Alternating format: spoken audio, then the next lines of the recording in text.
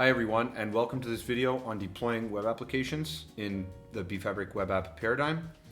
I'm Griffin White with GWC, and I'm going to be telling you about the open source library we've created, bFabric Web Apps, and the corresponding template repository we've created so that you can easily deploy your own web applications in bFabric. So I'll be going over a little background and then showing you directly how to deploy one of these templates for yourself. A little bit of background, this library comes with out-of-the-box bFabric token authentication. So bFabric will pass your app a token in a URL, and automatically this library generalizes the use of this token to authenticate against bFabric. It generalizes out-of-the-box integrated job logging, so you can log all of the events in your app against the bFabric job objects.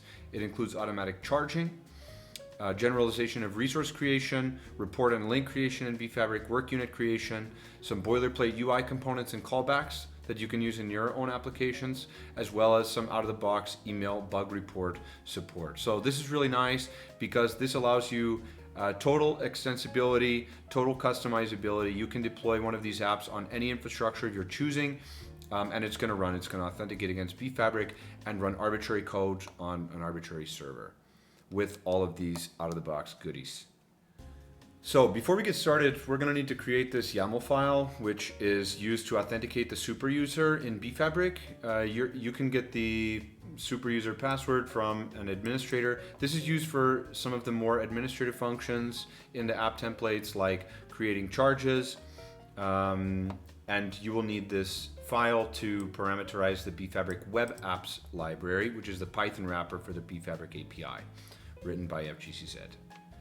So once you've created this file and saved it under this name to your home directory, you can go over to the bFabric Web App Template Git repository, and we're just going to clone it into our environment. Git clone, and I'm just going to clone this library right here. Now we're going to enter our library. We're going to create a virtual environment.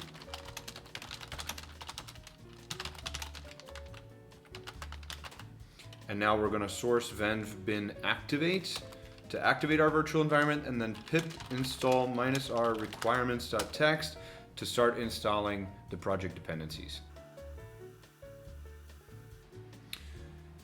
So the dependencies have been successfully installed.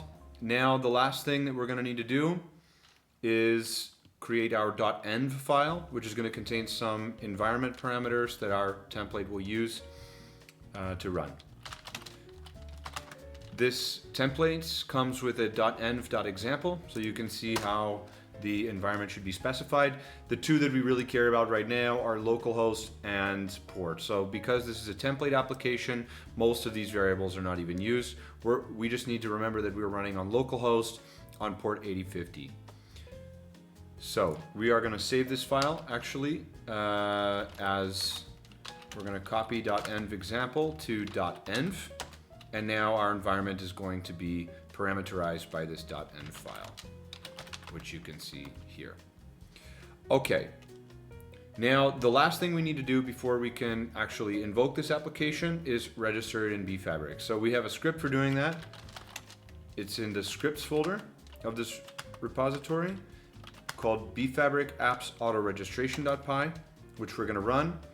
We are going to tell it that we're in the test system, because we are testing.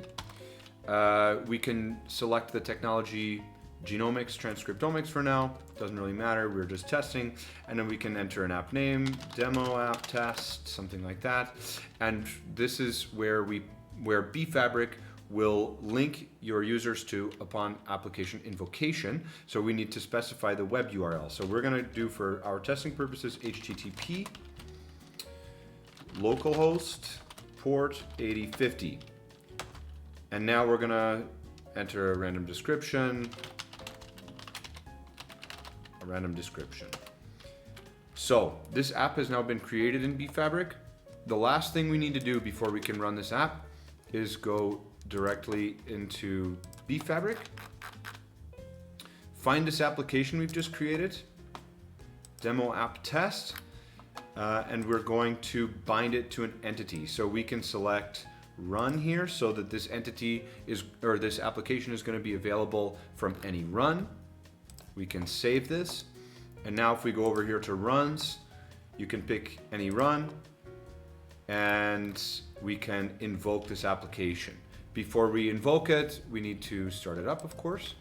So we're going to run Python 3 index large.py, and now our index large.py is running on localhost port 8050. Nice. So now we can immediately invoke this application from bfabric. Demo app test, here we go. And we're in. So you can see we have successfully authenticated against bfabric using this token. We have all of my user data here and the run, the entity data. We have a link to the logs. So this is where this is the job object where the operations in the application are going to be logged. This is a dummy app. We can create a charge. We can create some resources, some work units. So I'm just going to submit a job, and we're going to create some dummy resources and work units. So we can see success, work unit created. If we go over here, we can already see it linked and open it up directly in bfabric. So this is hopefully a useful template that you can use for building your own applications in the bfabric web app paradigm. And now you see how easy it is to deploy one for yourself. And with that, I want to wish you a good day and say thank you very much for your attention. Goodbye.